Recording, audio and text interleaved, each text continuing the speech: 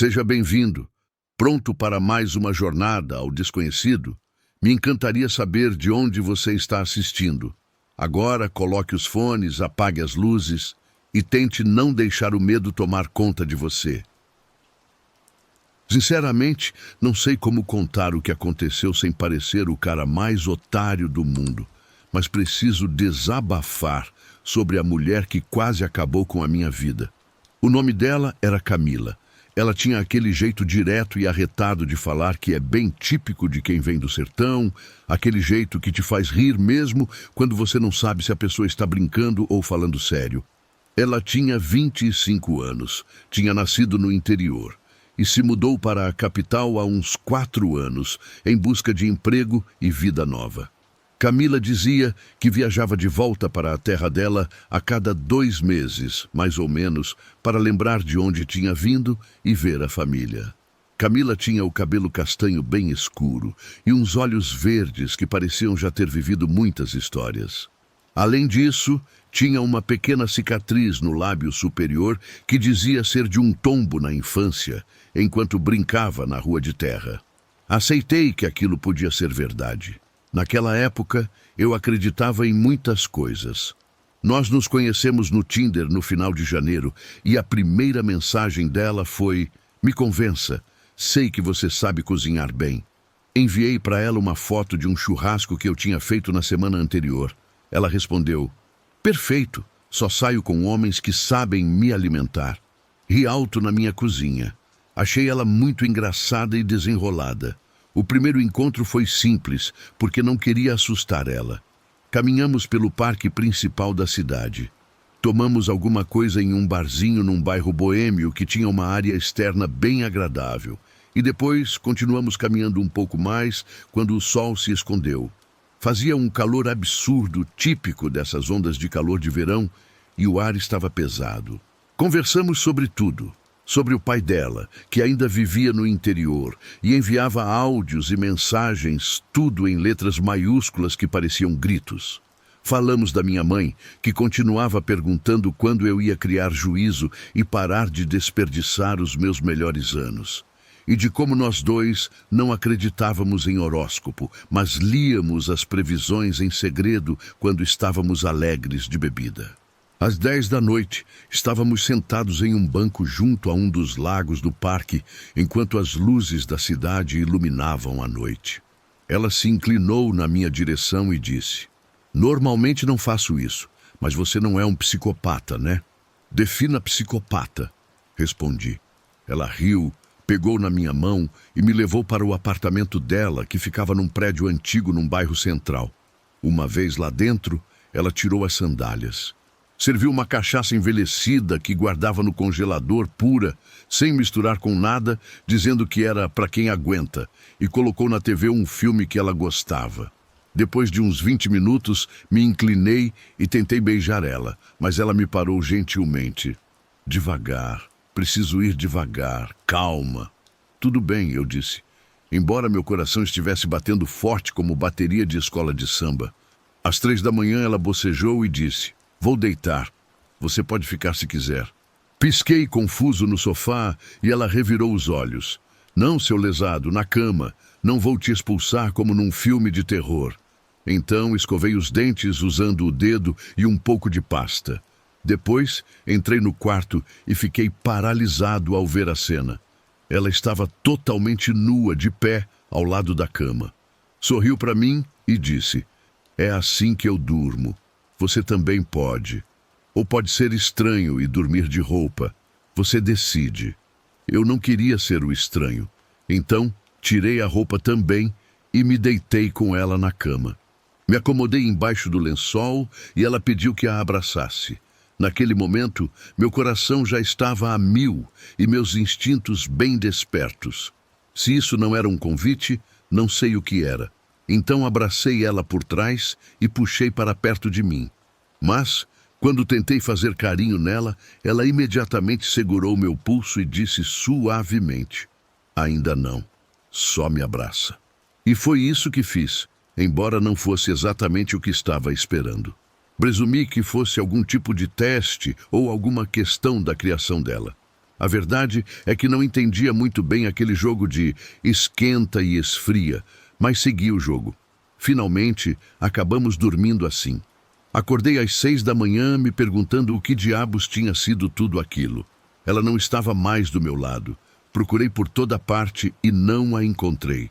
Então, enviei uma mensagem no WhatsApp perguntando para onde ela tinha ido e respondeu que já estava a caminho do trabalho. Isso definiu o ritmo para as 3 semanas seguintes. A gente se via quase todos os dias. Ela me enviava uma mensagem às 2 da tarde em ponto. Vem, fiz um baião de 2 e estou entediada. E eu largava o que estivesse fazendo. Nós cozinhávamos, bebíamos vinho, dançávamos na cozinha dela, ouvindo um forró que eu nunca tinha escutado. E depois entrávamos na cama sem roupa, só para ficarmos abraçados. Uma vez, depois de uma das minhas 1000 tentativas de avançar para o próximo nível, ela disse: lá na minha terra, a gente não vai para a cama na 3ª semana igual vocês, animais. Eu ri, porque àquela altura já era tipo o 10º encontro. Meus amigos começaram a tirar sarro de mim. Cara, ela tá te usando como cobertor humano, dizia Luiz enquanto comíamos frango a passarinho no boteco. Ela tem um marido lá na cidade dela, certeza, dizia Marcos. Você é o amante da capital que esquenta, mas não come. Eu defendia ela todas as vezes. Ela só é tradicional ou se sente insegura, ou sei lá, eu dizia, mas por dentro estava ficando maluco. Na 2ª semana, dirigimos até uma cidade no interior que tinha um rio famoso para descer de boia. Só nós dois, um cooler cheio de cervejas e 6 horas de sol. No caminho de volta, depois de outra tentativa falha, finalmente explodi. Camila, preciso que a gente converse. O que é isso? Por que estou ficando maluco aqui? Ela olhou pela janela do carro. O que você quer dizer com isso? Toda noite estamos na cama juntos e você não me deixa tocar em você. Você diz que o toque físico é sua linguagem do amor, mas se assusta quando tento alguma coisa. Gosto muito de você, mas já sou grandinho para brincar de casinha. Ela ficou calada por um longo tempo. Depois disse: eu realmente gosto de você. Só estou assustada. Já fui machucada antes. Tem como ter paciência? Sim, claro. Eu disse que sim, porque no final das contas realmente me importava com ela. Camila se inclinou e segurou minha mão pelo resto da estrada. Naquela noite, ela me enviou uma mensagem. Desculpa se te magoei, eu te quero. Só preciso ir no meu tempo. Olhei para a mensagem até a tela apagar. Nada mudou depois disso. Lá pela 4ª semana, os sinais de alerta já não eram mais sinais. Eram como sirenes de ambulância. Teve uma vez que ela disse que a mãe era controladora porque não queria ser fiadora de outro financiamento de carro. A vez que ela riu do fato de ter sido parada numa blitz da lei seca, mas jogou um charme para o guarda e ele deixou ela ir embora. A montanha de multas de trânsito não pagas na penteadeira dela parecia confete. O jeito que ela falava mal da melhor amiga num minuto e depois chamava de irmã no minuto seguinte. De repente, ela já não parecia tão adorável, e comecei a notar nela esse padrão de manipulação, de usar e descartar as pessoas, e eu não gostava nem um pouco daquilo. Naquela noite, voltamos a nos ver e o padrão se repetiu, com a diferença de que, dessa vez, não tentei nada. Ela percebeu isso e comecei a sentir o desconforto dela, como se estivesse esperando aquele momento em que eu tentava tocar nela e ela me rejeitava. Ao ver que não fiz nada, ela se colou mais em mim por conta própria e começou a me acariciar de um jeito provocante. Eu não me mexi.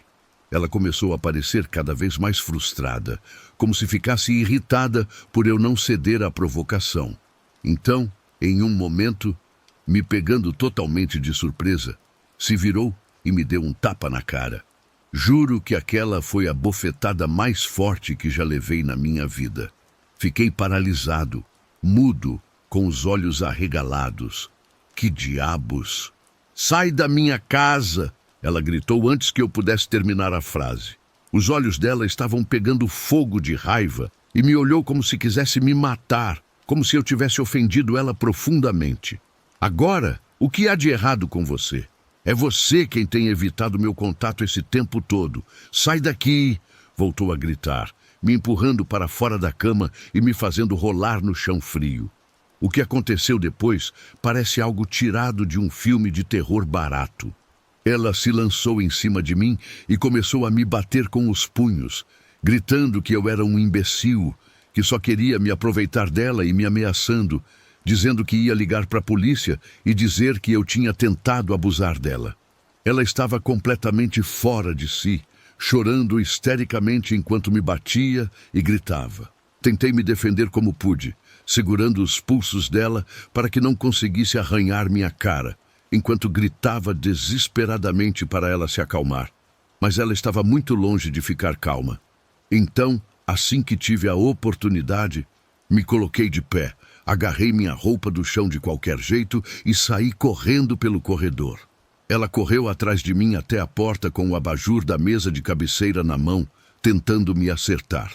Felizmente, a fechadura não estava trancada, então saí como uma bala, correndo pelado pelo jardim do prédio, tapando minhas partes com a roupa que tinha nas mãos. Não parei até correr umas 2 quadras, quando vi que ela já não estava me seguindo. E foi só então que consegui me esconder atrás de uma caçamba de entulho e vestir as calças. Quando finalmente cheguei em casa, agradeci a Deus por minhas chaves estarem no bolso junto com o celular. Senti a vibração na perna, mas foi só ali que fui checar. Tinha pelo menos 25 mensagens de Camila. Em umas, pedia desculpas, e em outras me xingava de nomes horríveis, chorando e gritando de forma histérica nos áudios. Bloqueei ela em tudo. Na manhã seguinte, fui na delegacia e relatei o que tinha acontecido. Mostrei as mensagens que ela enviou e o escrivão perguntou se eu queria representar contra ela. Disse que não, que só estava ali porque parecia a coisa certa a se fazer para me proteger. Levando em conta o quão louca eu agora sabia que aquela mulher era, não me estranharia nem um pouco que ela cumprisse a promessa de me acusar de algo que nunca fiz. Não voltei a ter notícias de Camila. Felizmente, ela não sabia onde eu morava, já que todos os nossos encontros foram na casa dela e não na minha. Naquela noite, bebi meia garrafa de uísque no meu sofá, enquanto uma música romântica qualquer tocava no fundo em repetição. Até hoje não entendo quais eram as intenções dela comigo. Talvez ela só curtisse a atenção que eu dava e achasse excitante, de alguma maneira distorcida, me provocar e depois me rejeitar. Seja lá como for, me sinto realmente aliviado de ter deixado ela fora da minha vida. Ela era louca e definitivamente era uma pessoa perigosa. Muito perigosa.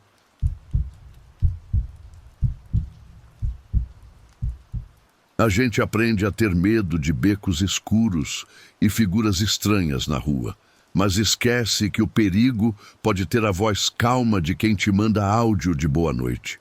Eu fui até aquela casa achando que ia resolver uma situação mal explicada, mas acabei descobrindo que existem armadilhas que a gente só enxerga quando a porta se tranca nas nossas costas. Dei match com Gabriel no Tinder depois de um dia super cansativo e a gente começou a conversar direto, sem drama, num ritmo tranquilo que deixava fácil de responder.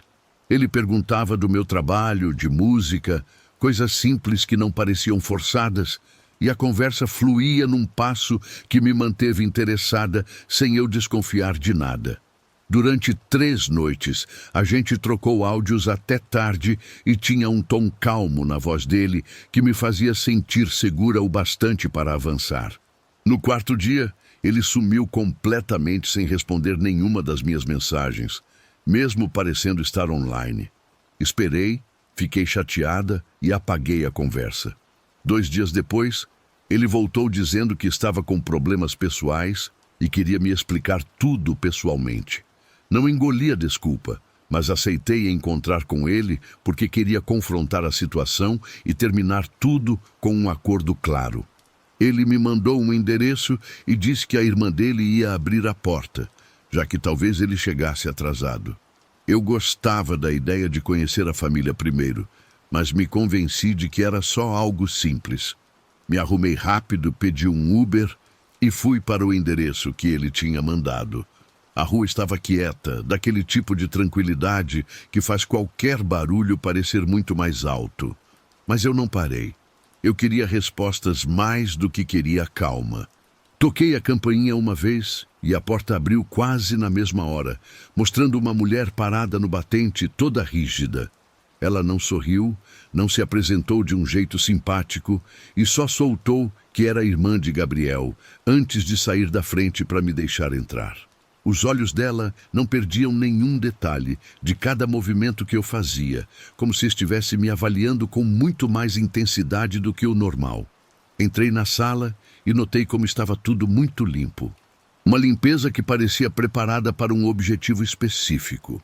Ela me disse que Gabriel ia chegar tarde e pediu para eu esperar, mas o tom de voz dela não batia com as palavras. Soava tenso, como se o atraso a irritasse mais do que deveria.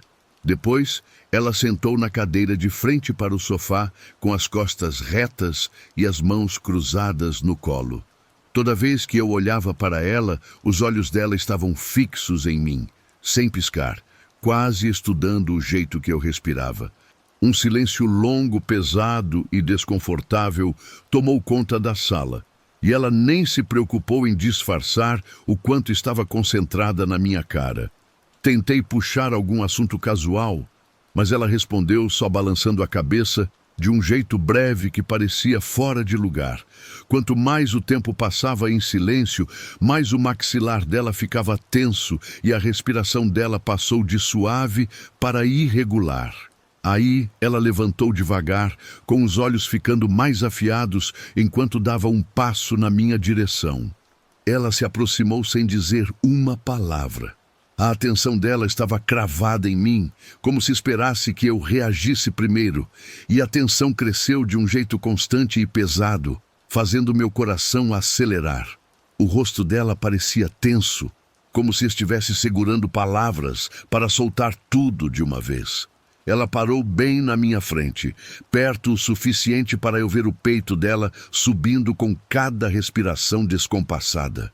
Ela me perguntou há quanto tempo eu conhecia Gabriel, mas a pergunta não parecia curiosidade, soava como uma acusação, como se eu tivesse feito algo para ofender ela.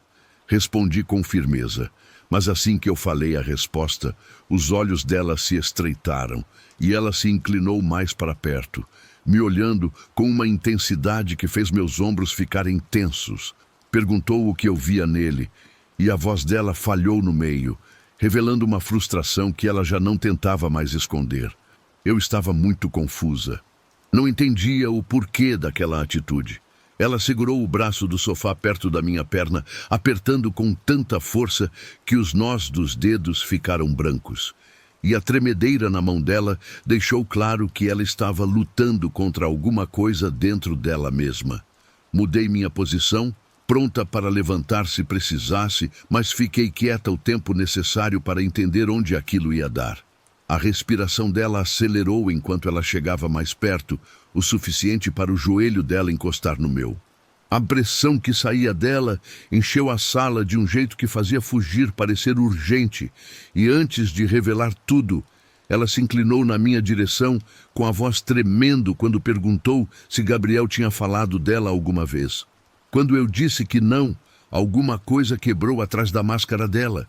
Os lábios dela se mexeram, os ombros ficaram tensos e um tremor percorreu o corpo dela todo enquanto ela largava completamente o papel de irmã.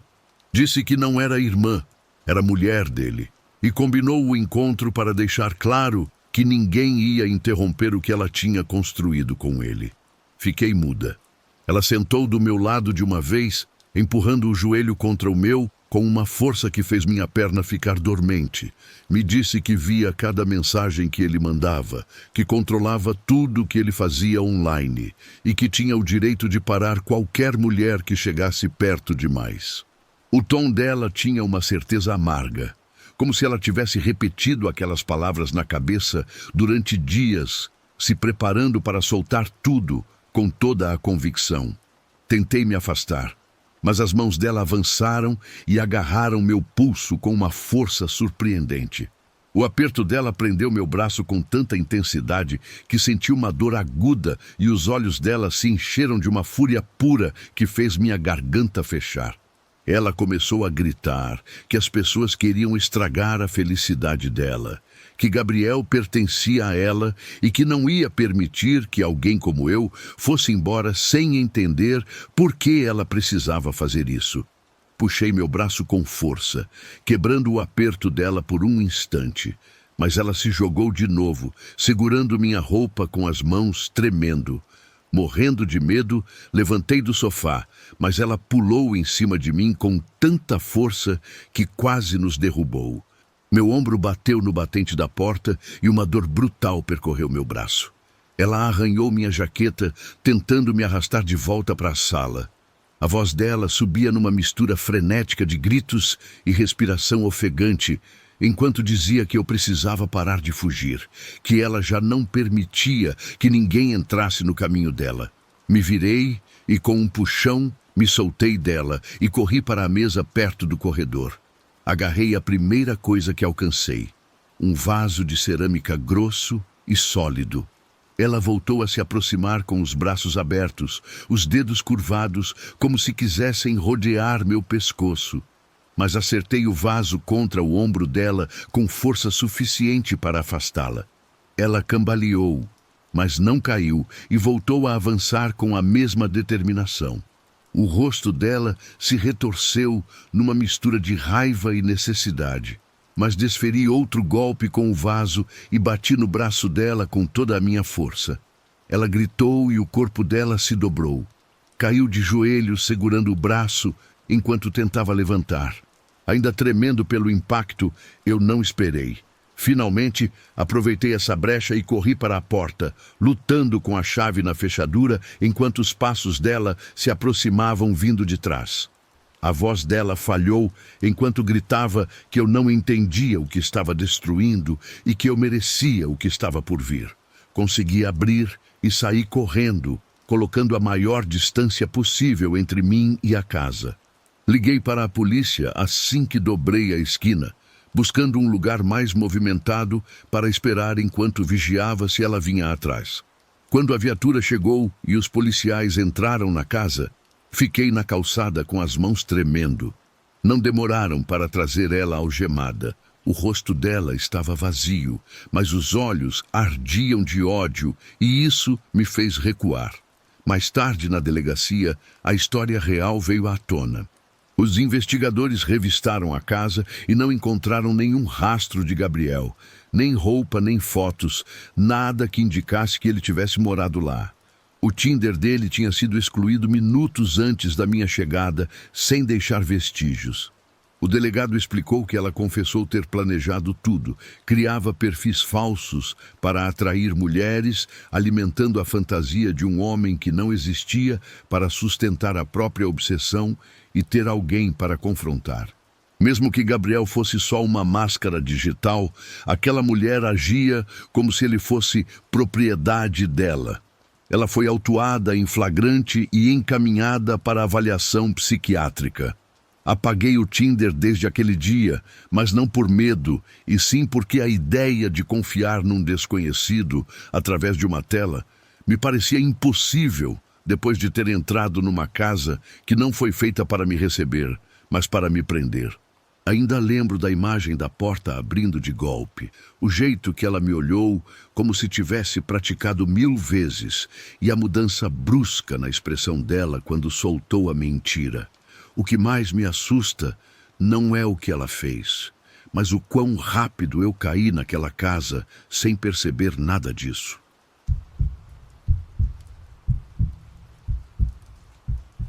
Meu nome é Laura e essa história começa em dezembro do ano passado, quando Renato, meu namorado de longa data, finalmente fez o pedido de casamento, sem imaginar que aquele anel seria o início do meu maior pesadelo. A gente já estava junto há anos, então, para falar a verdade, a notícia me pegou totalmente de surpresa. Apesar de nos amarmos, sabia lá no fundo que a mãe dele não aprovava o relacionamento. Dona Mariana cresceu em uma família muito tradicional. e tinha desejo fixo de que o filho se casasse com uma mulher da mesma estirpe, de sobrenome conhecido, e não com uma pianista comum como eu. Mesmo assim, disse sim ao pedido. Renato é o amor da minha vida e, claro, queria me casar com ele, passando por cima de qualquer preconceito. No dia seguinte, Renato levou a mãe, Mariana, para contar a novidade pessoalmente. Estávamos uma pilha de nervos, mas Mariana sorriu ao ouvir a notícia e não colocou nenhuma objeção na hora, embora tenha percebido um brilho de desapontamento e frieza no olhar dela. Com o passar do tempo, Mariana disse que apoiaria o casamento, mas com uma condição bem específica. Queria fazer uma análise energética das minhas mãos. A família deles tinha uma espécie de cultura macabra, quase uma seita interna, e ela acreditava piamente que as linhas e o formato das palmas revelavam se a pessoa tinha a marca da prosperidade ou se traria ruína para os negócios da família. Não sabia dizer se essa análise era a tradição real dessa elite ou se ela só estava usando isso como desculpa esfarrapada para plantar dúvidas entre nós. Realmente não queria mostrar minhas mãos. Afinal, são meu instrumento de trabalho, mas também não queria ofender a futura sogra logo de cara. Então, contra minha vontade, aceitei. Nós três nos sentamos na mesa de jantar da mansão, coloquei as mãos sobre a toalha de linho e Mariana começou o trabalho. Examinou as linhas e a pele com cuidado cirúrgico e, depois de um silêncio longo e carregado de tensão, suspirou e disse: "Sinto muito, mas as energias não batem. Não vou abençoar isso enquanto essa falha existir." Renato parecia paralisado, sem coragem nenhuma para discutir com a mãe.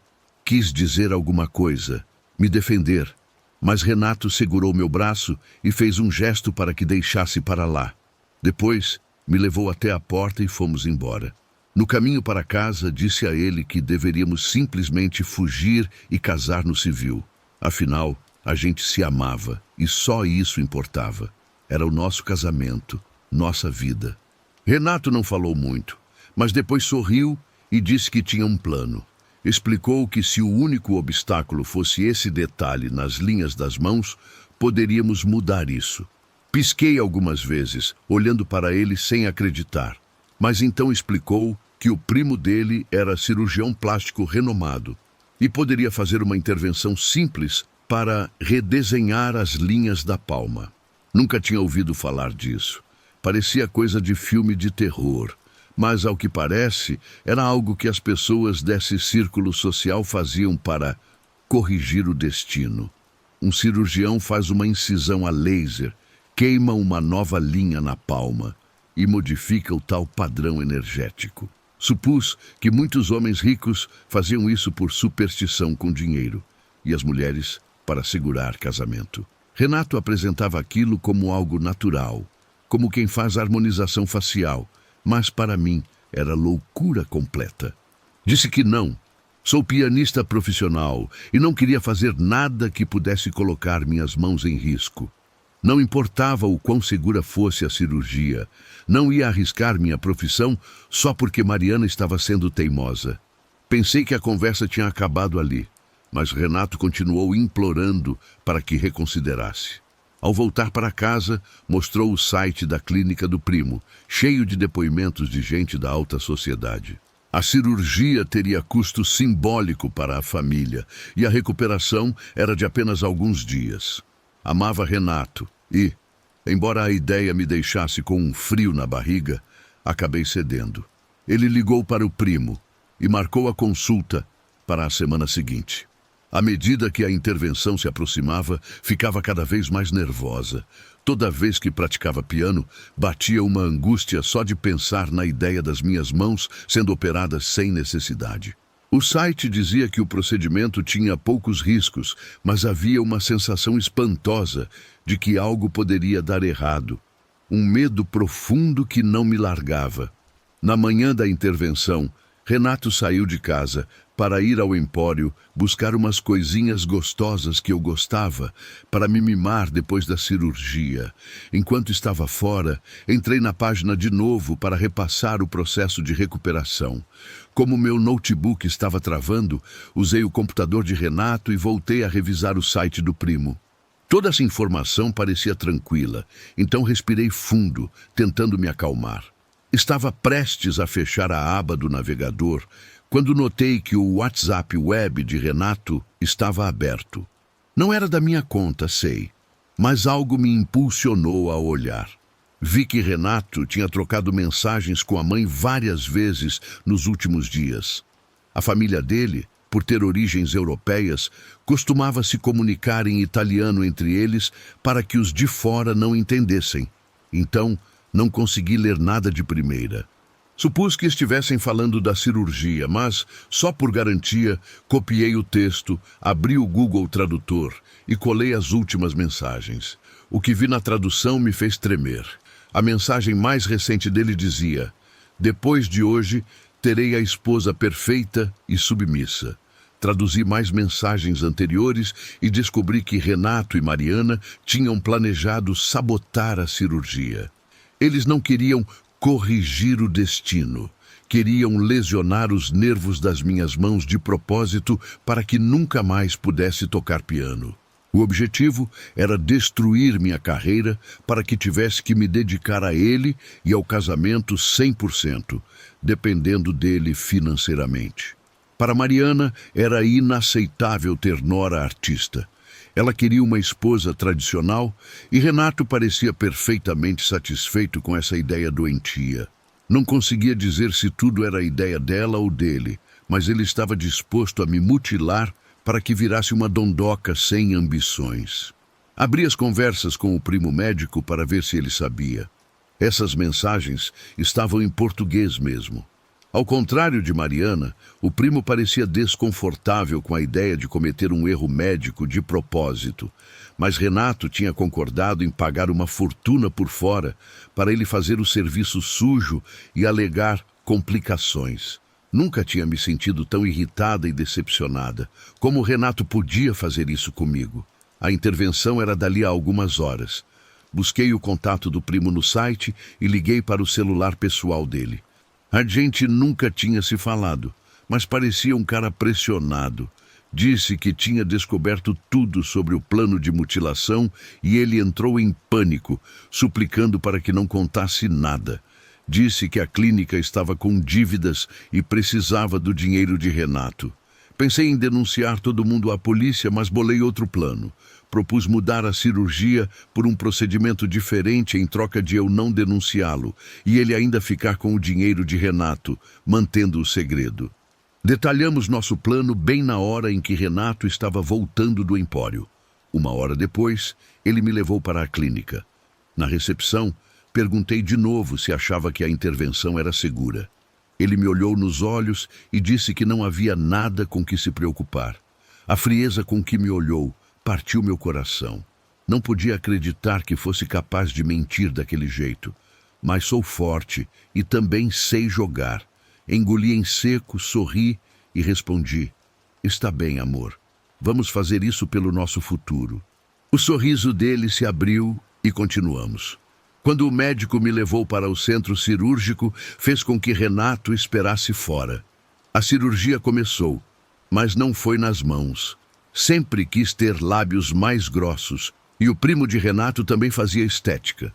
O resultado ficou incrível e me senti muito satisfeita. Saí para a sala de espera com a boca inchada, mas as mãos intactas e sem curativos. Renato quase desmaiou quando me viu. "Obrigada por pagar a operação", disse, dando um sorriso debochado. "Mas acho que é hora de começar a procurar outras pessoas. Já se passou 1 ano e atualmente estou saindo com um rapaz do sul que me deixa louca." Renato tentou me procurar, inventando 1000 desculpas, mas aquilo já estava quebrado.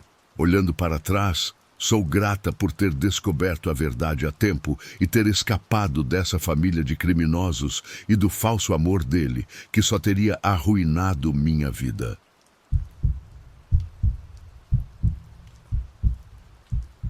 Dizem que a pessoa que você mais ama é a única capaz de te destruir de verdade. E eu aprendi isso da pior forma possível, sentindo a água gelada e o sangue quente misturados. Lorena era uma pessoa com uma paixão que queimava vindo lá de dentro. Isso era o que eu mais amava nela. A música era uma conexão que a gente dividia. A voz dela era uma explosão de emoções, e ela usava isso como se cada nota fosse um jeito de gritar o que sentia. Eu tocava baixo na banda dela, e mesmo tendo mais técnica que ela, me faltava aquela emoção bruta que Lorena soltava sem fazer esforço nenhum. Assim era a nossa história. Eu era a âncora firme, com um ritmo constante. Ela era a tempestade que deixava tudo mais intenso. Uma dinâmica que parecia perfeita, ou pelo menos parecia para mim. Mas tudo mudou quando eu conheci um cara chamado Alberto em um dos nossos shows. Ele parecia ser gente boa, muito simpático, e me ajudou a carregar meu equipamento na picape. Sem querer, a gente acabou ficando muito próximo. Enquanto Lorena bebia com o resto da banda, Alberto e eu fomos nos conhecendo de verdade. Em pouco tempo ele virou meu melhor amigo e passava a maior parte das noites na nossa casa. Lorena gostava de gente, ela era muito aberta com as pessoas, mas eu não entendia o quanto ela gostava de Alberto até o dia em que peguei os dois se beijando no quintal. Eu fiquei furioso, mas não bati de frente com eles na hora. Primeiro eu falei com Alberto. "Me desculpa", ele disse, como se realmente estivesse muito arrependido. Ele me abraçou quase chorando, jurando que só estava muito bêbado e que isso nunca mais ia acontecer. Eu devia ter me afastado dele. Lorena, por sua vez, inventou 1000 explicações, jogando a culpa de toda a confusão em Alberto logo de cara. Eu fui bobo e acreditei nela. Acontece que eles já estavam dormindo juntos há semanas, mas naquele momento eu não sabia disso. O nosso aniversário chegou pouco depois, e para me provar o quanto me amava, Lorena organizou uma viagem de barco à vela. Ela tinha dificuldade para planejar as coisas, mas insistia que ia ser incrível. Alugar um veleiro, preparar um jantar na baía e passar uma noite romântica. Parecia que ela estava tentando provar que a aventura dela com Alberto não tinha importância. A traição ainda doía em mim, mas eu pensei que a gente podia superar isso. Eu amava Lorena e queria tentar de verdade. No dia do nosso aniversário, a gente estava sozinho naquele barco. Lorena tinha passado por um longo treinamento para conseguir pilotar o barco sozinha e isso me deixou impressionado. Nós saímos com o barco no pôr do sol, cantando juntos enquanto a gente se afastava da costa. Era romântico, até que o mundo deixou de ser. Assim que a gente estava a uma boa distância da praia, Lorena chegou perto de mim, sussurrou um pedido de desculpas no meu ouvido e me beijou com paixão. Eu achei que era um pedido de desculpas pelo lance com Alberto, mas não era. Era um pedido de desculpas pelo que ela estava prestes a fazer.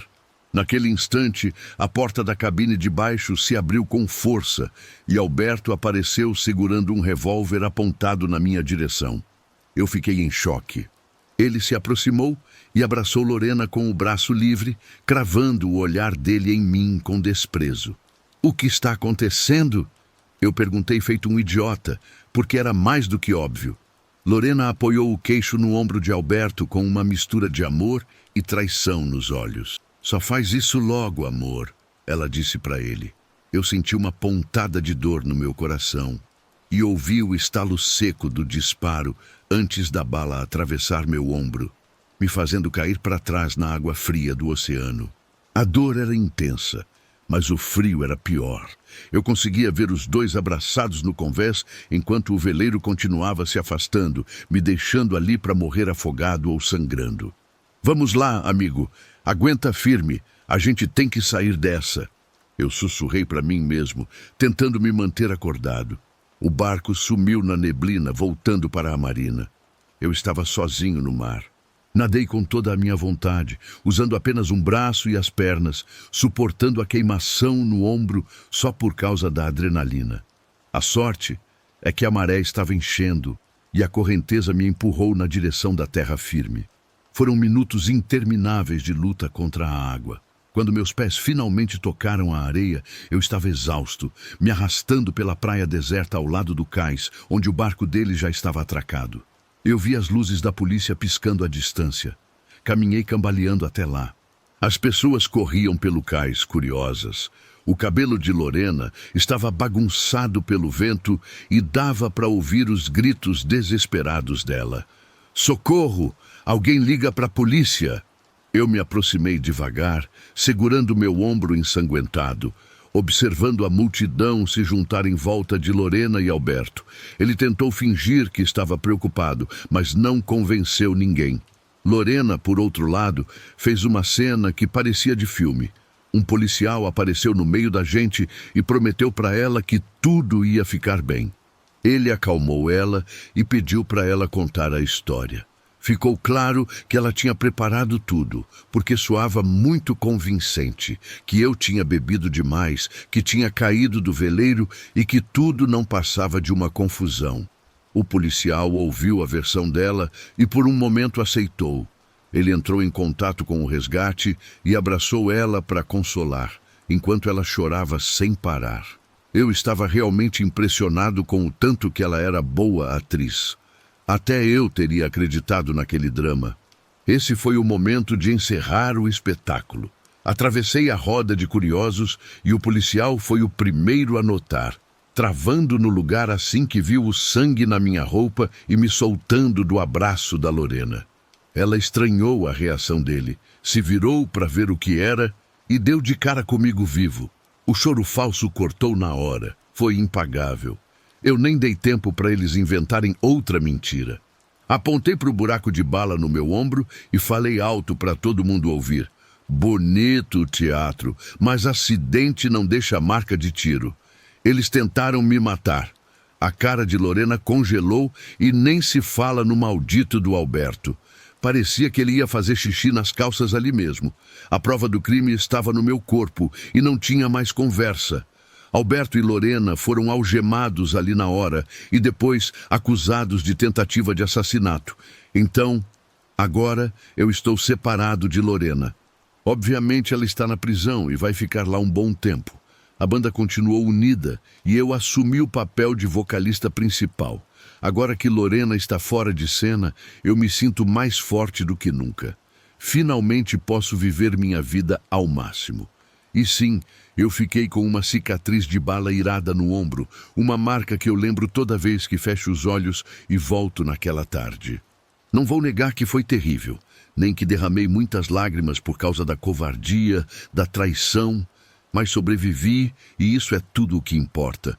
A música continua, a banda continua tocando e agora sou eu quem decide o ritmo. Nunca vou olhar para trás com o mesmo silêncio de antes.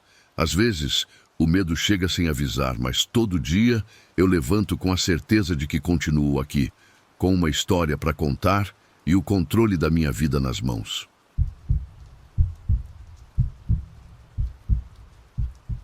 Tudo começou como aquela típica deslizada de dedo no aplicativo, cheia de esperança ingênua de que dessa vez não seria um desastre. O perfil do Flávio parecia normal, atraente, com um toque de inteligência e uma biografia que dizia ter bom humor e um trabalho estável. Eu não estava procurando fogos de artifício, nem a minha alma gêmea. Só queria passar uma noite agradável com alguém que não me fizesse arrepender de ter perdido tempo depilando as pernas. O que veio depois foi algo tão distorcido e desagradável que anos depois a lembrança ainda me deixa completamente desconfortável. O horror começou de verdade quando recebi a localização para o encontro. Um restaurante enorme, dizia a mensagem. Beleza, pensei. Comida é sempre bom e é uma escolha segura. Mas aí chegou a bomba. E espero que você não se importe que minha mãe venha também.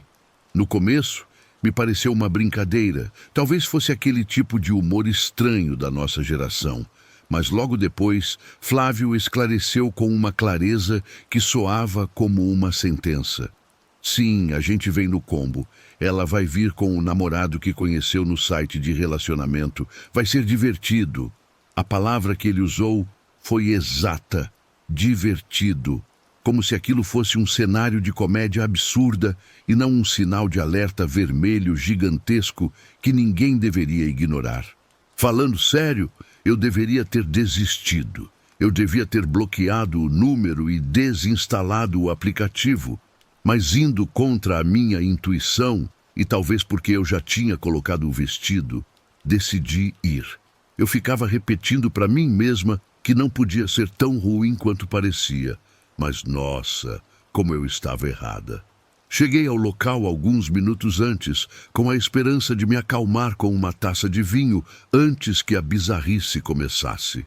E lá estavam eles, já sentados em uma mesa no canto, me recebendo com um olá, que parecia mais uma boas-vindas a uma reunião de família do além. Flávio, a mãe dele e um homem mais velho que parecia ter sido arrastado para aquela cena por acidente. "Oi", disse Flávio, se levantando para me cumprimentar. O entusiasmo dele era perturbador. Ele me abraçou com a intimidade de quem já te conhece a vida inteira e, sem nenhum aviso prévio, apresentou a mãe. "Esta é Dona Maria, minha mãe", anunciou com um orgulho que parecia uma reverência. Dona Maria se levantou e me abraçou com o mesmo exagero. "E este é o Paulo", acrescentou ela, apontando para o homem ao lado que estava visivelmente desconfortável. "Nós nos conhecemos na internet na semana passada. Não é genial? Eu não sabia se ria ou se chorava." Paulo mal olhou, murmurando alguma coisa sobre como era agradável conhecer a gente. Parecia já estar planejando a fuga dele mentalmente, e por um momento senti inveja. Pelo menos ele tinha uma desculpa para estar ali. Eu tinha ido por conta própria para dentro de um pesadelo. "Vamos sentar", disse Flávio, feliz como se nada daquilo fosse anormal. O garçom anotou os pedidos e, antes que eu pudesse olhar o cardápio, Maria anunciou que propunha um brinde com tequila para quebrar o gelo. Eu queria me afundar para baixo da mesa. Paulo parecia querer fazer a mesma coisa, mas o par dele estava totalmente a bordo daquilo. "Grande ideia, mãe", disse Flávio, batendo as mãos com Maria como se fosse uma cerimônia de abertura em um resort. Pedi uma taça de vinho, esperando que a bebida aliviasse a tensão daquele momento horrível. A conversa começou inocente, mas Maria tinha o controle total. Tinha um assunto para cada minuto. O trabalho dela, o cachorro, a última viagem que fez e quanta energia espiritual tem no lugar. Paulo concordava com a cabeça, claramente desinteressado, mas educado demais para interromper. Eu, da minha parte, tentava encaixar histórias da infância, como se Maria precisasse lembrar da vez que caiu de skate na ladeira. Tentei direcionar o papo para hobbies, cinema, qualquer coisa normal, mas era como gritar para o vazio. Cada pergunta que eu fazia para o Flávio era interrompida por Maria com uma resposta dela mesma. "Ele adora fazer trilha", soltou ela de repente, cortando Flávio a seco. "Mas é péssimo nisso. Lembra quando você se perdeu naquela serra? Tivemos que organizar uma equipe de busca." Ele riu como se aquela desgraça fosse a piada do século. Forcei um sorriso, tentando calcular quanto tempo aquela comida podia durar antes de eu desaparecer dali. Chegou o jantar. Ou melhor, a cena do jantar. Maria decidiu dar uma garfada de comida na boca de Paulo, mas ele levou um susto e o garfo espetou o queixo dele. O molho espirrou e, em vez de pedir desculpas, ela caiu na gargalhada, limpando o rosto dele com o guardanapo, como se estivesse limpando o rosto de uma criança levada. "Não é adorável?", sussurrou ela, enquanto Paulo estudava o prato com um olhar que dizia mais que 1000 palavras. Ele estava morto por dentro. Nesse ponto, pensei em fingir que recebi uma ligação ou dizer que tinha uma reunião cedo, mas Flávio parecia mais do que indiferente a todo aquele absurdo. "Isso aqui está indo super bem, né?", murmurou ele, se inclinando na minha direção, como se estivéssemos compartilhando um segredo íntimo. A situação continuava em um limbo desconfortável. Realidade ou tortura? Maria não parava de interromper e cada resposta que eu dava era sufocada por outra intervenção da mãe. Ele adora fazer trilha, repetiu Maria, arrancando a frase do nada de novo. Mas é terrível nisso. Lembra quando você se perdeu na trilha? Tivemos que mandar te buscar. Paulo soltou uma risada nervosa e a cena se tornava mais absurda a cada segundo. Tentei puxar o assunto para algo normal, mas era impossível. A conversa acabou se transformando em um monólogo de Maria, narrando a vida inteira dela como se estivesse apresentando uma série de televisão. E então chegou o momento mais surreal. A decisão de Maria de transformar o encontro em um karaokê. No meio do restaurante lotado, sem nenhum equipamento de som preparado, Maria se levantou e, com uma colher servindo de microfone, começou a cantar uma versão desafinada de uma música antiga dos anos 80. Flávio aplaudia com entusiasmo, como se ela fosse a estrela do show. Dona Maria parecia estar transbordando com a cena, e o resto das pessoas, surpresas, olhavam de canto de olho. O garçom parecia querer intervir, mas não sabia como. O chão parecia colocar mais pressão a cada segundo para que eu desaparecesse dali. A conta demorou para chegar e Maria insistiu em pagar, dizendo que era o presente dela pelo tempo fabuloso. Paulo murmurou alguma coisa sobre ir ao banheiro e desapareceu sem olhar para trás. Ela, pelo contrário, parecia ter encontrado um novo nível de ousadia naquele encontro perfeito. Ao sair, Flávio sorriu e, sem hesitar, perguntou: "Então, quando a gente se vê de novo?" A pessoa em questão, ou seja, eu, entre a incredulidade e a vergonha, respondi com um meio sorriso: "Você está brincando? O que te faz pensar que eu quero ver isso de novo?" Ele parecia genuinamente confuso, e ela, sem saber muito bem como reagir, disse que estava ocupada e correu para o carro. Assim que cheguei em casa, apaguei o número, bloqueei ele no aplicativo e me servi de um copo enorme de vinho. Não tinha como repetir aquela experiência. Um primeiro encontro deveria ser para conhecer alguém, não para sobreviver a um encontro duplo com a mãe e um personagem estranho da internet. Olhando para trás, ainda é difícil acreditar que eu não saí correndo no segundo em que Dona Maria foi mencionada. Aquela noite se transformou em uma daquelas histórias bizarras que a gente conta em mesa de bar.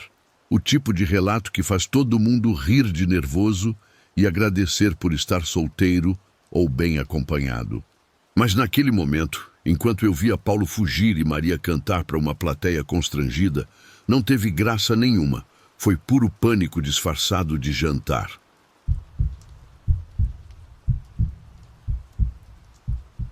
Eu estava visitando minha cidade natal com meu marido e resolvi dar uma volta com ele para mostrar onde eu cresci. Mas passar por um certo lugar me trouxe uma lembrança que eu preferia ter esquecido. Aquele ponto de ônibus escondia o segredo do pior encontro da minha vida. A gente já tinha passado pela minha antiga escola, pelo parque onde eu costumava correr e andar de patins, e pela pracinha da cidade. Mas então viramos numa rua que eu não via há anos e lá, na esquina, estava aquele ponto de ônibus. Comecei a rir assim que bati o olho nele. "O que foi? O que é tão engraçado?" Meu marido perguntou, dando uma olhada para mim. "Aquilo", eu disse, apontando. "Foi aí que meu primeiro amor adolescente quase me beijou e depois acabou num desastre estomacal bem na minha frente. Meu marido quase subiu na calçada com o carro." "Desculpa, o quê?" ele exclamou. Aí eu contei a história para ele. Quando eu era adolescente, aquele ponto de ônibus era basicamente minha segunda casa. Eu usava para ir para a escola, para o meu estágio chato de meio período e para a casa das minhas amigas. Era um banco de metal simples, com uma cobertura de plástico toda riscada e sempre cheirava a folhas molhadas e tristeza de adolescente. Tinha um garoto que às vezes eu via do outro lado da rua. Ele ficava perto da esquina, quase na sombra de uma árvore murcha, com fones de ouvido e capuz na cabeça. Ele era alto, magro, com cabelo escuro e bagunçado. Aquele tipo bonito que faz você fingir que não está olhando enquanto observa ele em cada espelho ou reflexo possível. A gente nunca se falava. Eu ficava do meu lado da rua e ele no dele.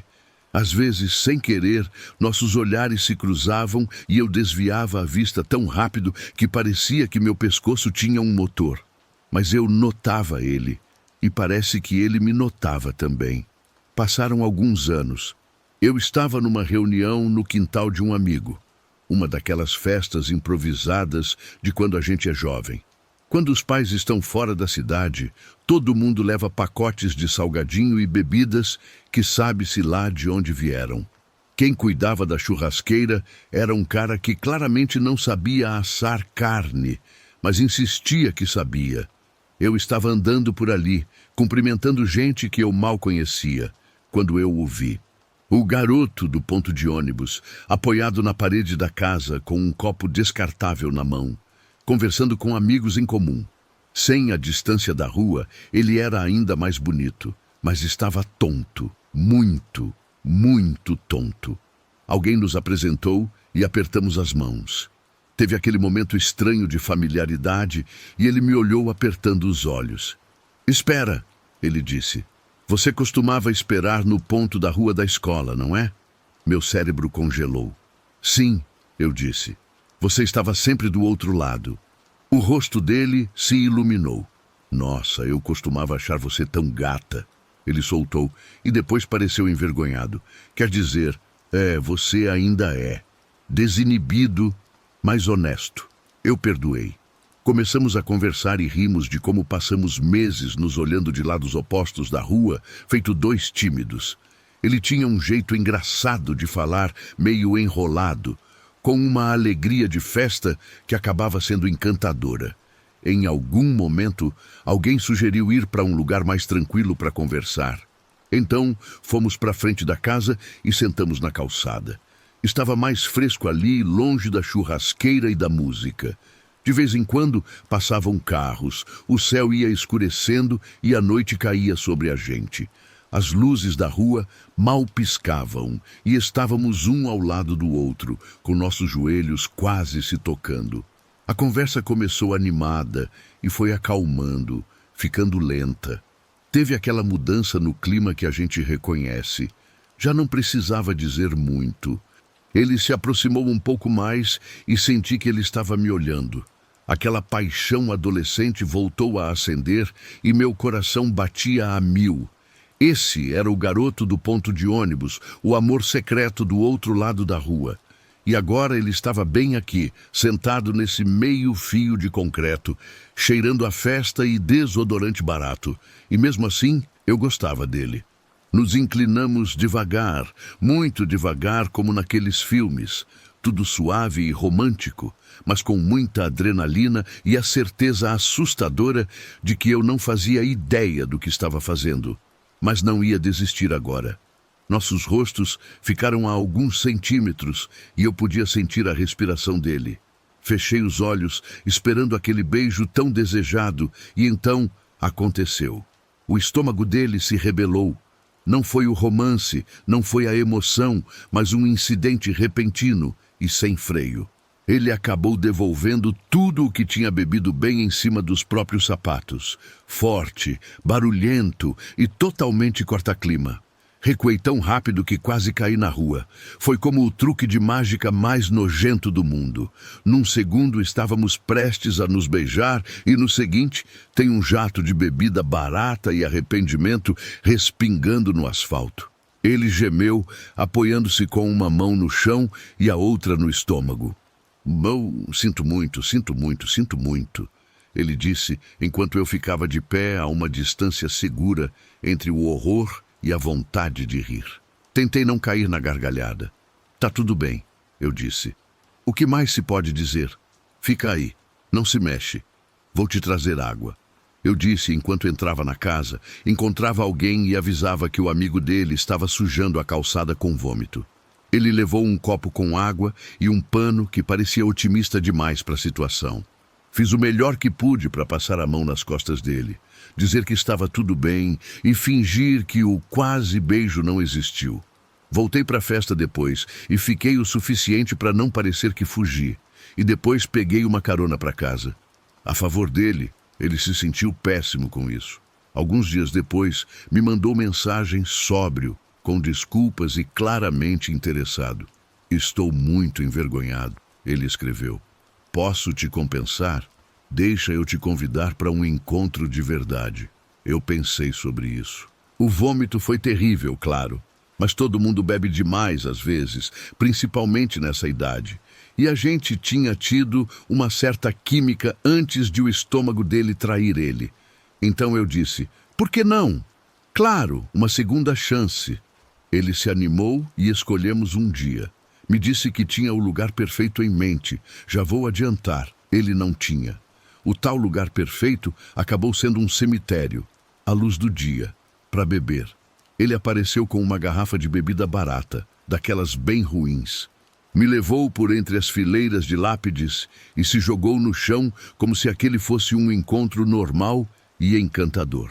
Lembro de olhar ao redor para os túmulos, depois para a garrafa, depois para ele e pensar, você não é só azarado, você é completamente sem noção.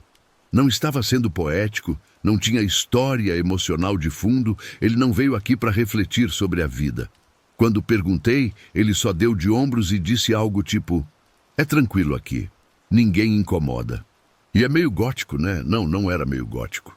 Era desrespeitoso, estúpido e extremamente desconfortável ficar bêbado do lado do túmulo de alguém. Em questão de minutos a bebida subiu.